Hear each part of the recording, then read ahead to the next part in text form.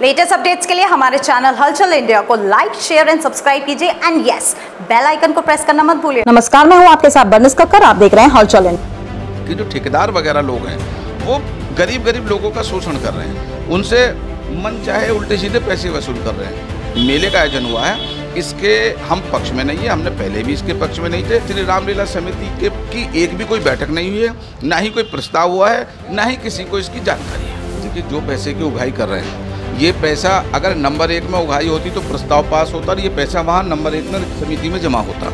हम समिति कार्यकारिणी के लोग हैं, हमें ही जानकारी नहीं है कि व्यवस्था क्या है तो और क्या बताएगा। सबसे बड़ी चीज़ ये है कि जब आपके पास मंचन की परमिशन है और मेले की परमिशन नहीं है तो ये मेले का आयोजन ही गलत हो रहा है, नहीं होना चाहिए। अगर कोई आदमी अपने स्वार्थों में फंस के निजी स्वार्थों के तहत इस तरह का आयोजन गलत करा रहा है। जनपद हापुड़ में धारा 144 लागू है और जहां उत्तर प्रदेश सरकार कोरोना महामारी से बचाव के लिए हर संभव प्रयास कर रही है और कोरोना की तीसरी लहर के लिए कमर कसे हुए है, तो वहीं भीड़भाड़ कहीं ना हो सके, शासन और प्रशासन का यही प्रयत्न है। दशहरा के उपलक्ष्य में प्रशासन द्वारा रामलीला मंचन की अनुमति दी गई, जिससे कि भीड़भाड़ ना हो पाए, मगर मंचन की अनुमति को पूरे मेले में तब्दील कर दिया गया। क्या मेला जरूरी है या लोगों को कोरोना से बचाना जरूरी है? जैसे उत्तर प्रदेश सरकार कोरोना से बचाव के लिए काम कर रही है, क्या उस प्रयास को आदेशों का उल्लंघन कहा जा सकता है? जब पता किया गया कि मेले की परमिशन मिली है या नहीं, तो सामने आया कि केवल मंचन की अनुमति दी गई है। अगर मंचन की अनुमति दी गई है तो ये मेला कैसे लग सकता है?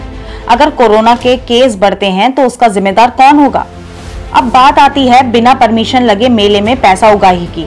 जब मेला लगने की अनुमति मिली ही नहीं है तो फिर जो ये दुकानें लगी हैं, इनसे 650 रुपए फीट कैसे लिए जा सकते हैं? जी हाँ, मेले में लगी दुकानों से 650 रुपए प्रति फुट लिया जा रहा है, जिसका जीता जागता उदाहरण आप देख सकते हैं। कैसा चल रहा है? पिछली बार के मुकाबले, जैसे पिछले साल तो कोरोना था, मगर अब उसकी चलते नहीं लग पाया था मेला, मगर अब की बार मेले का आयोजन हुआ है, तो किस तरह से काम निकल रहा है आपका? पिछली बार के अकॉर्डिंग काम कम है। पिछली बार क्रेज था, अब की बार आइटम भी पूरे नहीं है, बड़े झूले भी नहीं लगे हैं, बाकी सर्कस वगैरह भी नहीं है। तो जैसे पिछली बार के अकॉर्डिंग जो आप काम बता रहे हैं, तो पिछली बार के अकॉर्डिंग ही खर्चा कम है या ज़्यादा है? लगभग ही है खर्चा। तो आपसे किस हिसाब से पैसे लिए गए हैं यहाँ पर? जगह का रेट जो है 650 रुपये फुट है, प्लस 6000 रुपये की लाइट है। 650 रुपये फुट और 6000 रुपये की लाइट। लगभग आपने कितने फुट लिया है? 8 फुट है। 8×48 यानी करीब आपका 5000 रुपये करीब बैठता है। हाँ जी, हाँ जी। तो लग रहा है कि जैसे आप 5000 रुपये आपका इस जगह का दे दिया आपने और लाइट का दे दिया, तो ये निकल पाएंगे? अभी तो चांस, आप इधर आइए। अभी तो सर जी चांस है नहीं, बट अभी है 3-4 बाजार है, अभी देखो क्या होता है। तो जैसे इसका आपको पता है कि टेंडर नहीं छूटा है या कमेटी ने कोई टेंडर नहीं छोड़ा है, और हापुड़ में धारा 144 भी लगी हुई है? बताया था कमेटी की तरफ से मेला लगा है इस बार। नहीं, ये कमेटी ने कोई टेंडर नहीं छोड़ा है। कमेटी बोल रही है कि क्या नाम उसका परमिशन मिली हुई है। क्या बोल रही है कमेटी? क्या परमिशन मिली हुई है? किससे मिली है? पूछा आपने? जैसा आप बोल रहे हैं कि धारा 144 लगी हुई है, ऐसा उन्होंने कुछ नहीं बताया। तो परमिशन कमेटी कह रही है कि परमिशन इस मेले के या दुकानों की लेने के लिए लगी हुई है? हाँ जी, जब ही हमने दुकानें ली हैं। तो क्या बोला गया था आपसे? क्या नाम उसका मेला लगाओ, मैंने कहा ये परमिशन नहीं, इस बात को हम जानते हैं। तो कमेटी में कौन था वो जिसने आपसे ये बात कही? टिंकू जी। टिंकू कौन है? ये कमेटी में ही है जी। कमेटी में ही है जी। तो आपको जो जगह लिया आपकी, ये वाली जगह है? तो कितने फुट लिया आपने जगह? 10 फुट जगह लिए मैंने। कितने रुपए में बैठती है? 6500 रुपये 6500 प्लस का नाम उसका बिजली का किराया। तो और का, जैसे मान लीजिए आपसे 650 है, पीछे 550 बताया है एक शॉप ने, तो क्या मतलब इंसान देख के दिए गए हैं ये, या कुछ हिसाब किताब अलग है? नहीं, इंसान देख के दिए गए हैं, जगह वही है। तो लगभग कितनी दुकानें होंगी अभी इस वक्त मेले में? इस वक्त मेले में 100 दुकानें हैं। 100 दुकानें हैं जी। तो सबसे बड़ा क्षेत्रफल किस दुकान का होगा या कितना बड़ा होगा? ये सब खजला वाले का सबसे बड़ा क्षेत्रफल। सबसे बड़ा ये तो 3 दुकानें हैं, शर्मा खजला भंडार की तो 3 है, एक ये है, इसके सामने एक पीछे की साइड है। नहीं, वो अलग है, ये अलग है। तो सबसे बड़े क्षेत्रफल यही है जी। तो क्या लग रहा है, आपका पैसा निकल जाएगा ये जितना आप दे रहे हैं? नहीं निकल पाएगा। नहीं निकल पाएगा। तो कितना एडवांस दे दिया आपने अभी? 1000 रुपये। 1000 रुपये एडवांस जी। बाकी कब देना है? बाकी मेले के बाद, ये 16 तारीख को। 16 तारीख को। जी सर, कैसे चल रहा है दशहरे पर काम? ठीक है, बस रोजगार चल रहा है, कम से कम 1.5 साल से ऐसे ही पड़े हुए हैं।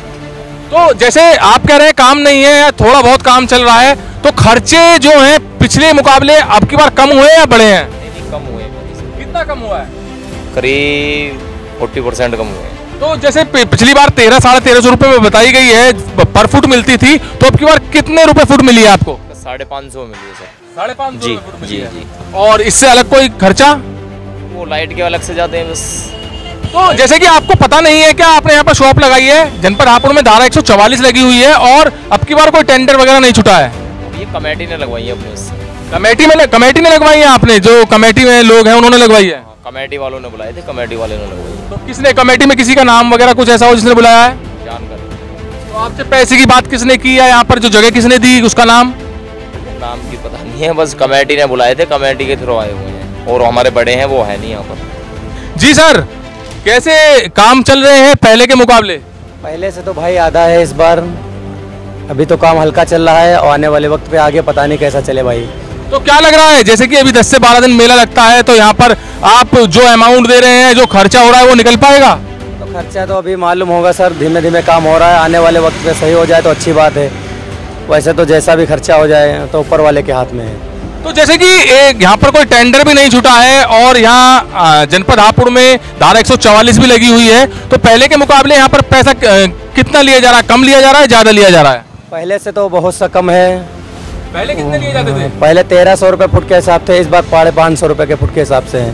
तो 550 रुपये फुट में कितने फुट ले रखा है आपने? 20 फुट लगा रखी है दोस्त, 20 फुट लगा रखी है। 20 फुट? जी भाई। हाँ, तो इस 20 फुट में कितने रुपए लगभग बैठता है आपका किराया? 11,000 रुपये जगह का होगा, 6,000 रुपये लाइट का होगा भाई। तो टोटल 17 से 18,000 रुपये आपका खर्चा होगा? 17 से 18,000 रुपये खर्चा होगा भाई। तो ये जो आपसे 17-18,000 रुपये लिए जाएंगे, इसको कौन लेता है? कमेटी बनती है, कमेटी वालों ले जाते हैं भाई। क्या नाम है उनका जिन्होंने कमेटी बनाई है, जो टेंडर, जो आपसे ठेके के पैसे ले रहे हैं? टिंकू भाई हैं भाई। टिंकू भाई? टिंकू भाई जी। तो आपसे कुछ पैसा एडवांस ले लिया है या अभी लेंगे? एडवांस नहीं ले, दशहरा खत्म होने के बाद ही लेते हैं भाई। टोटल पैसा दशहरा खत्म होने के बाद लेंगे। तो जो सुविधाएं हैं आपको यहाँ पर मिल रही हैं? हाँ, सुविधाएं तो सब फुल है, कोई चीज़ की दिक्कत नहीं है। मतलब आपको लग रहा है कि जैसे 17,000 रुपये आपको देने पड़ेंगे, तो ये 17,000 रुपये निकल जाएंगे 10 दिन में, जैसे 10 दिन का 12 दिन का मेला लगता है?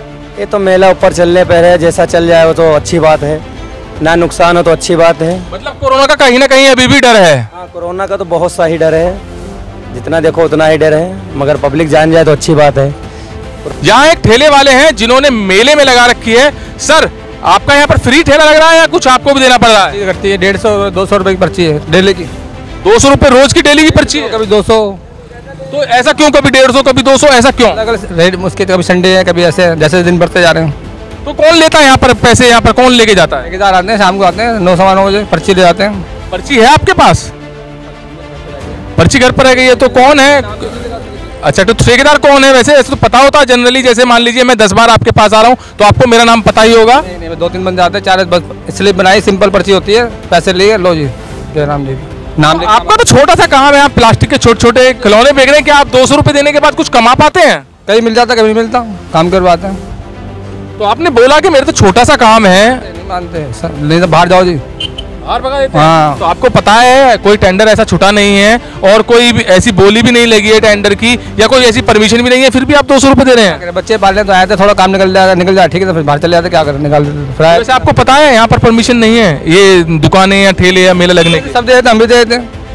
सब ठेले वाले कितने 50 ठेले आते हैं, कम से 20-30 तो ठेले। भी एक यहाँ पर एक बाबूजी ने बताया है कि कमेटी ने बोला है कि यहाँ जो है मेले लगने की परमिशन है, कमेटी खुद बोल रही है, तो यहाँ पर दुकानदार सारे यही बोल रहे हैं। सबका दुकान लगी पड़ी है, तो हम भी आ जाते हैं, इसलिए मैं लगा ले ठेला, कोई बात नहीं। और भी आ जाते हैं, ठेले पे आने शुरू हो जाएंगे 5-6 बजे के बाद, ठेले आएंगे। तो जहाँ पर कहा जा रहा है कमेटी द्वारा कि हमने कोई भी टेंडर नहीं छोड़ा है और ना ही कोई ठेकेदार है, मगर एक छोटे से ठेले वाले की बात सुनी आपने, छोटे से ठेले वाले से भी 150 से 200 रुपए लिए जाते हैं। क्या प्लास्टिक के खिलौनों में ये कमाते होंगे? क्या अगर 200 रुपए अगर इन्होंने पूरे दिन में इकट्ठे या कमाई नहीं है, तो वो 200 रुपए कहाँ ठेकेदारों को दिए जाएंगे? तो सीधा सीधा सवाल यही उठता है, जहाँ कमेटी बोल रही है कि कोई टेंडर नहीं दिया है, जहाँ कमेटी बोल रही है कि हमारे पास परमिशन है, और यहाँ कुछ उल्टा ही दिख रहा है, जैसा कि आपने देखा है। अभी आगे का भी हाल मैं आपको दिखाऊंगा, आइए आपको लेके चलता हूँ आगे।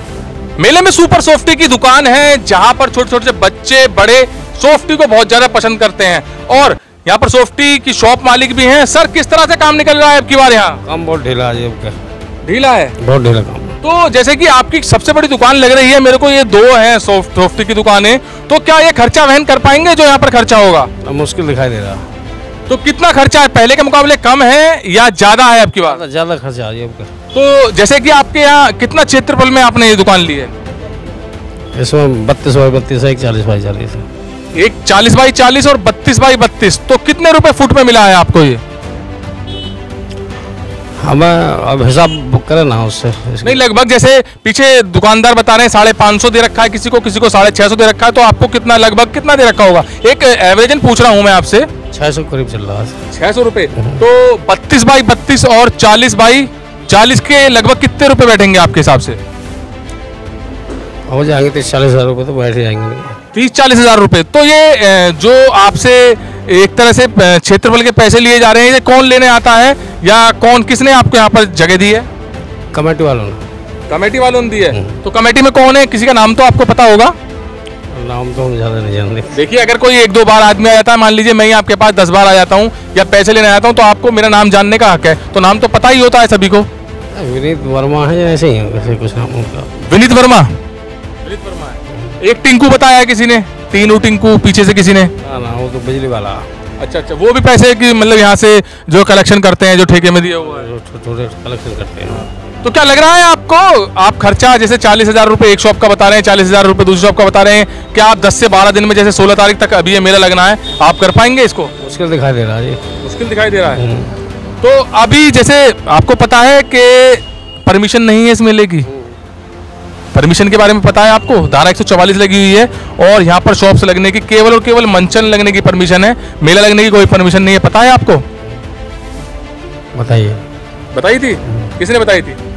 वही बता रहे हैं कि छोटे दुकान लगेंगे, छोटे झूले लगेंगे बस। तो परमिशन के बगैर लग जाएंगे? वो तो उन्हें पता होगी इस बात की, हमें तो जानकारी नहीं है ज़्यादा। मतलब कुल मिलाकर सब चीज़ उनको पता है, आपको तो केवल पैसा देना है। हमें जानकारी नहीं है, उन्हें जानकारी ज़्यादा होगी। तो यहाँ भी कमेटी के वजह से ही लगा है, बोला है कि कमेटी वालों ने बोला है कि आप शॉप्स लगाइए, जहाँ पर कमेटी लगातार मना कर रही है। और दूसरी शॉप्स पर भी मैं लेके चलता हूँ आपको, वहाँ के लोग क्या बोलते हैं आप देख पाएंगे। वरिष्ठ उप प्रधान अनिल आजाद जी के पास हम सीधे पहुंच गए हैं और जहां अब इनसे जानेंगे कि परमिशन को लेकर क्या सच्चाई है। सर, परमिशन मिली नहीं है और मेला लग रहा है, केवल और केवल परमिशन मंचन की है और फिर भी इतनी भारी संख्या में दुकानें लगी हुई हैं। देखिए, जो ये दुकानें लगी हैं, मेला लगा है, इस मेले से रामलीला कमेटी का कोई मतलब नहीं है। ये आयोजन किसके द्वारा किया जा रहा है और कौन लोग इसमें शामिल हैं, जांच का विषय है। पुलिस प्रशासन को इसमें जांच करनी चाहिए। और सबसे बड़ी चीज़ इसमें ये कि जब आपके पास यानी हमारे पास मंचन की परमिशन है और मंचन की परमिशन के बाद में इतना बड़ा मेला लग रहा है, भगवान ना करे यदि इसमें कोई बात हो गई, कोई दुर्घटना घट गई, तो उसके लिए कौन जिम्मेदार रहेगा?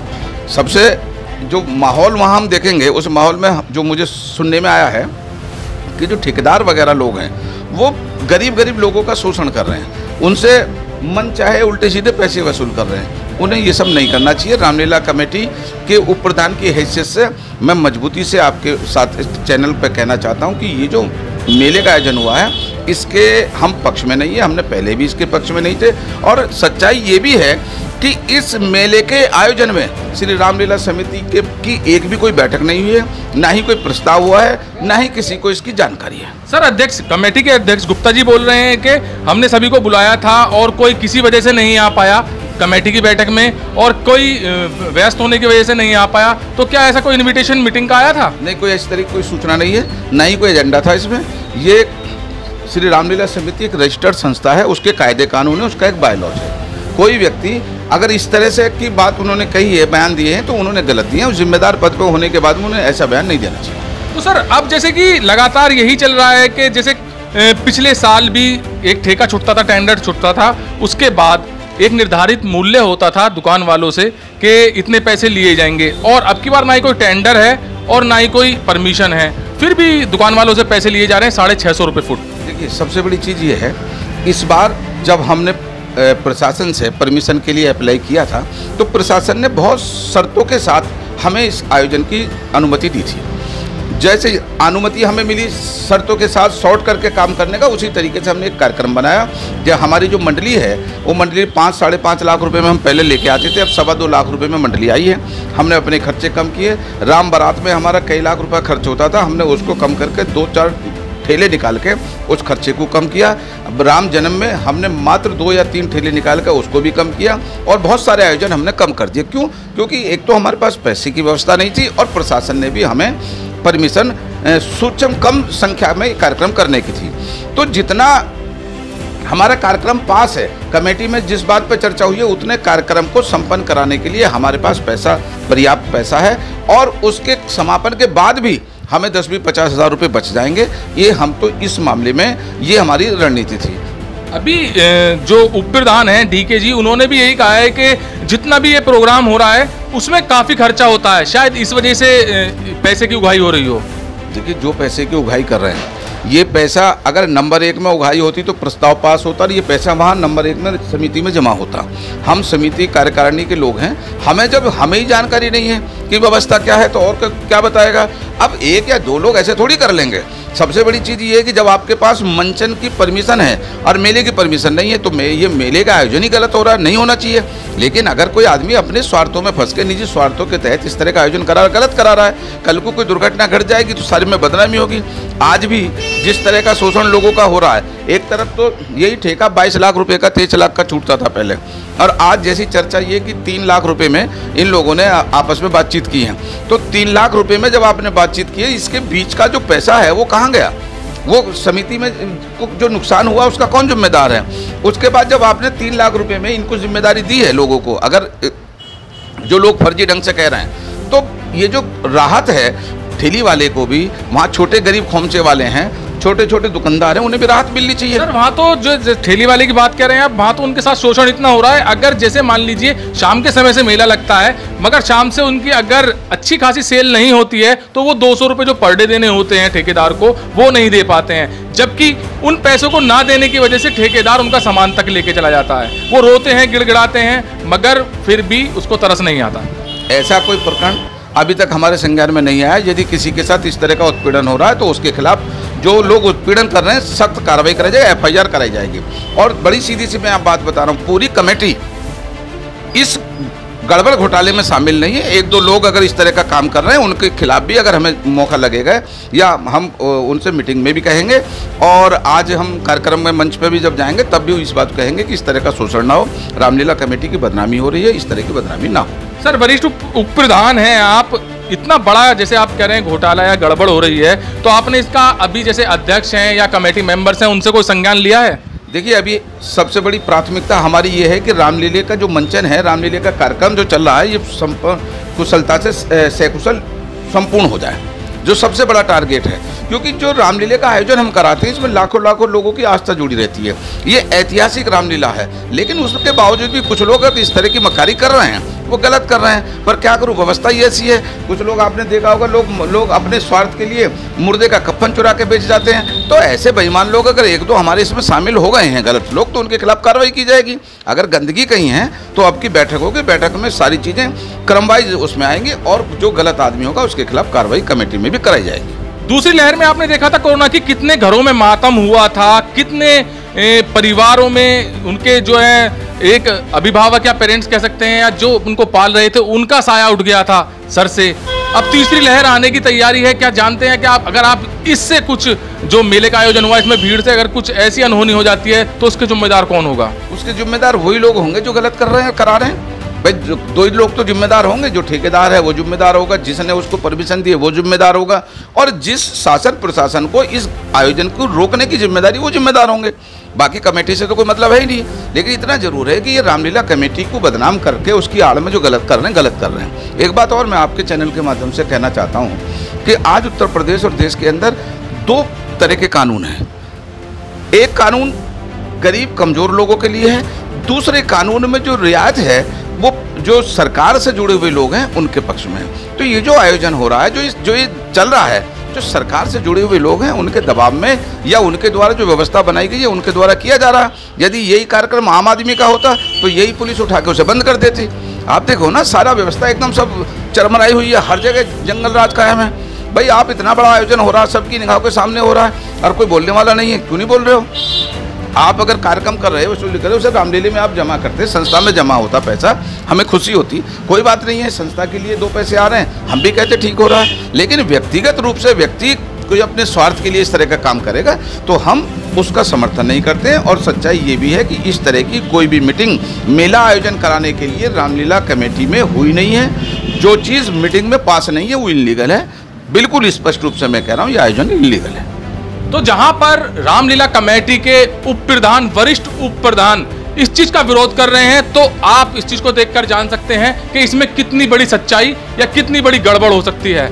जहां पर कोरोना की तीसरी लहर से लड़ने के लिए सरकार हर संभव प्रयास कर रही है कि कोरोना की तीसरी लहर ना आए या उसका प्रकोप ना फैले, तो वहीं रामलीला कमेटी के, जैसे कि अनिल आजाद जी ने बताया है, कुछ लोगों के द्वारा मेला लगाया गया है। जहां पर मंचन की परमिशन थी वहां पर पूरा का पूरा मेले का आयोजन किया गया है। मेले में हजारों की भीड़ चल रही है, क्योंकि हापुड़ का दशहरे का मेला दूर दूर तक मशहूर है, दूर दूर से लोग इस मेले को देखने आते हैं। हजारों की भीड़ जब चलेगी तो क्या कोरोना की तीसरी लहर का अभाव नहीं दिखेगा?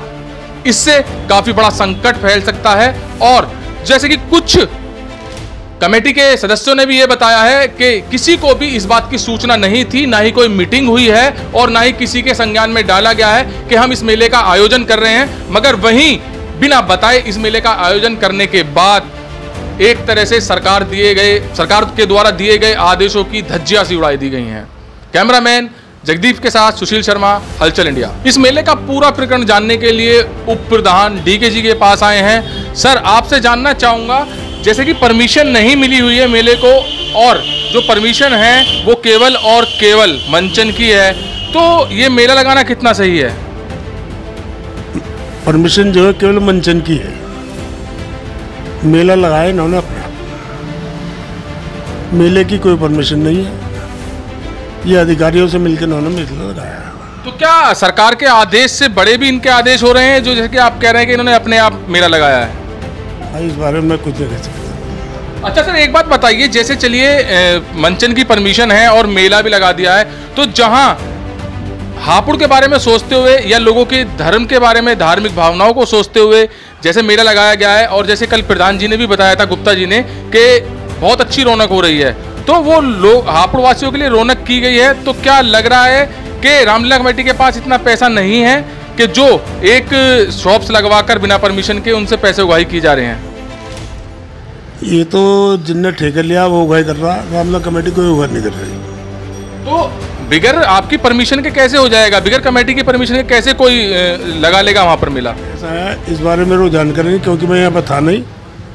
मैं रात ही बताया था आपको, पोती बीमार थी, मैं मेरठ था, मेरे पीछे हुआ जो कुछ हुआ, मैं था नहीं यहाँ पर। अच्छा, एक सवाल और यही है कि जैसे आप कमेटी मेंबर हैं और जैसे उप प्रधान भी हैं, प्रधान के बाद सीधे सीधे आपका पद है, तो कोई मीटिंग ऐसी होती होगी कमेटी के द्वारा जहाँ पर इतना बड़ा आयोजन किया जाता है मेले का, जो कि पूरे कहा जाए तो हापुड़ का मेला सबसे ज्यादा मशहूर है?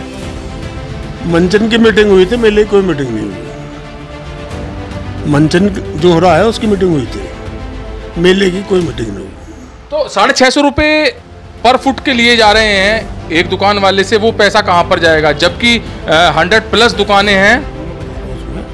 ऐसा होता है, इसमें खर्चे ही बहुत होते हैं।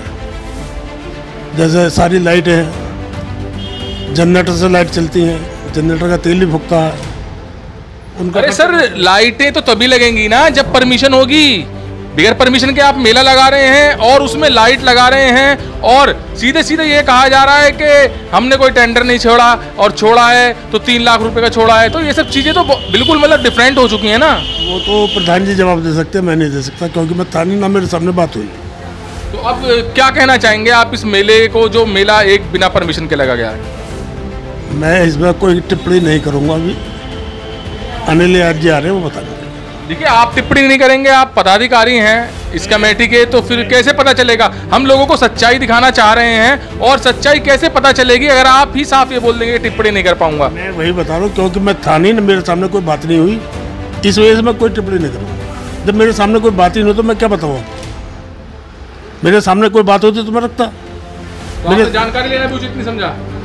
तो भाई मैं यहाँ था ही नहीं, मैं तो आया ही 8 वाले दिन। अच्छा चलिए, परमिशन की भी बात हो गई है और 650 रुपये फुट हो गया है, उसकी भी बात हो गई है। अब बात आती है जहाँ पर मुख्यमंत्री योगी आदित्यनाथ जी इस कोरोना से जंग जीतने की कोशिश कर रहे हैं, तैयारियों में लगे हुए हैं, वहाँ सीधा सीधा ये मैसेज जा रहा है कि हज़ारों लोगों की भीड़ आ रही है, क्योंकि दशहरे का मेला जो है सबसे ज़्यादा हापुड़ का मशहूर है।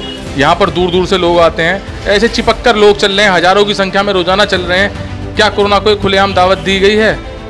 भाई साहब ये देखो, जहाँ तक भीड़ का सवाल है, ये मीटिंग करते हैं नेता लोग, वहाँ इससे ज़्यादा क्या लाखों में होती है भीड़।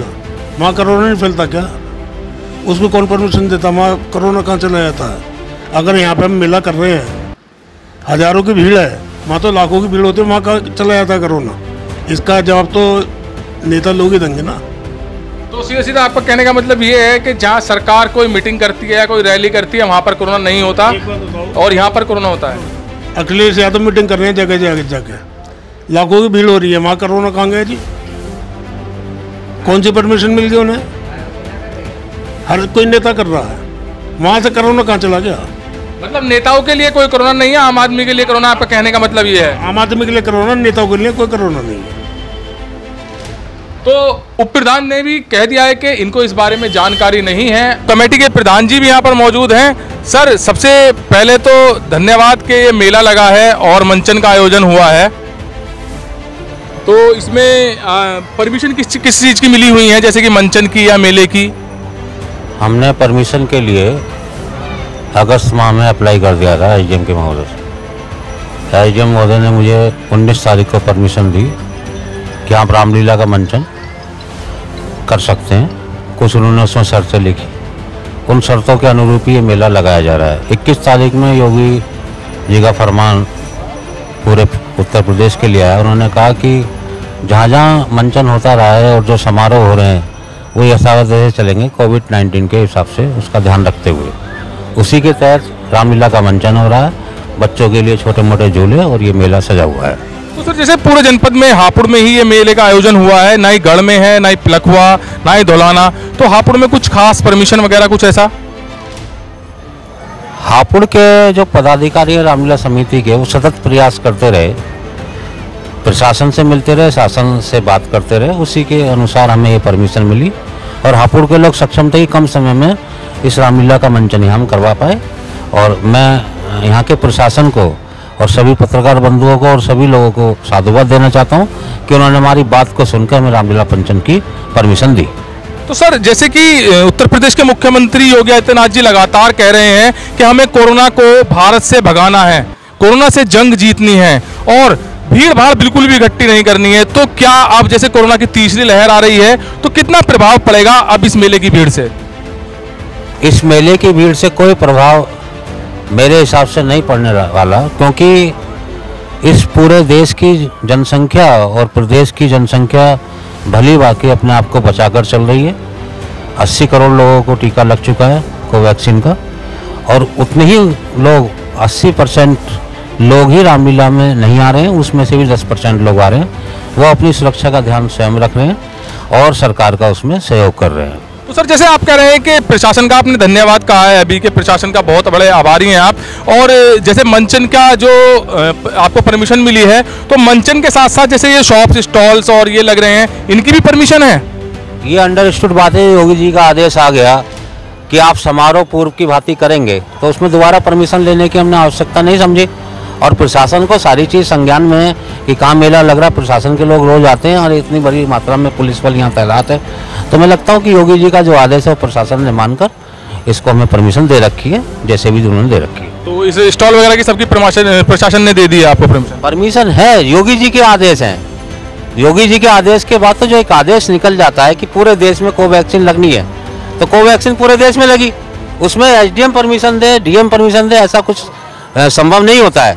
कोवैक्सीन के लिए जो जिम्मेदार लोग हैं वो उसको कोवैक्सीन का लगवा रहे हैं अपनी जनता को, और सब लोग लगा रहे हैं और सब सहयोग कर रहे हैं। सर देखिए, सबके लिए जो है रूल तो सबके लिए हैं और कानून सबके लिए हैं। जैसे अभी किसी शादी समारोह की बात की जाती है, उसमें भी 50 से 100 लोगों की परमिशन मिलती है, और यहाँ पर तो हजारों लाखों की भीड़। आपको पता है हापुड़ का दशहरे का मेला बहुत दूर दूर तक प्रसिद्ध है। एक शादी का पंडाल 500 गज का होता है, उसमें योगी जी ने 200 लोगों की जो गरीब मजदूर ठेले वाले प्लास्टिक के खिलौने सामान बेचते हैं उनसे 200 रुपए प्रतिदिन लिए जा रहे हैं। गरीब ठेले वाले ने बताया कि अगर हम लोगों के पास 200 रुपए देने के लिए नहीं होते हैं तो उगाही करने वाले लोग हमारा सामान उठा के ले जाते हैं। जब मेला कमेटी के प्रधान से बात की गई तो उन्होंने बताया कि मंचन के आयोजन में जो पैसा खर्च होता है वो कमेटी और मेले के दिए हुए ठेके से ही होता है, मगर जब मेला आयोजन की अनुमति ही नहीं है तो ना तो मेला लगना जायज है और ना मेले में लगी दुकानों से वसूली।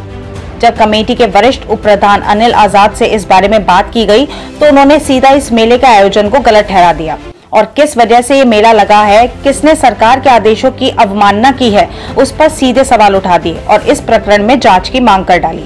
अब इस प्रकरण में आगे क्या क्या है ये भी आपको देखने के लिए मिलेगा।